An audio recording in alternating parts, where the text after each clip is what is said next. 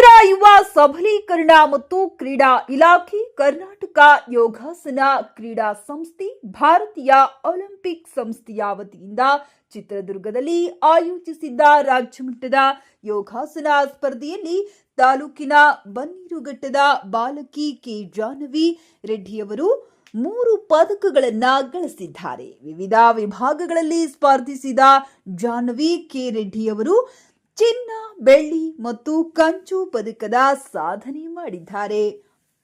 ಚಿತ್ರದುರ್ಗದಲ್ಲಿ 2 ದಿನಗಳ ಕಾಲ ಆಯೋಜಿಸಿದ್ದ ರಾಜ್ಯಮಟ್ಟದ ಯೋಗ ಸ್ಪರ್ಧೆಯಲ್ಲಿ 10-14 ವರ್ಷದೊಳಗಿನ ವಿಭಾಗದಲ್ಲಿ ಜಾಹ್ನವಿ ಸ್ಪರ್ಧಿಸಿ ಪದಕಗಳನ್ನು ತಮ್ಮದಾಗಿಸಿಕೊಂಡಿದ್ದಾರೆ.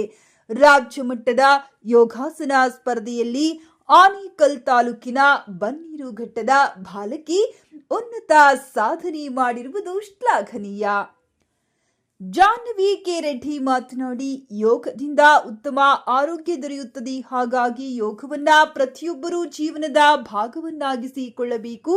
ಯೋಗ ಕ್ಷೇತ್ರದಲ್ಲಿ ಉನ್ನತ ಸಾಧನೆ ಮಾಡಬೇಕೆಂಬುದು ನನ್ನ ಗುರಿಯಾಗಿದೆ ಎಂದರು.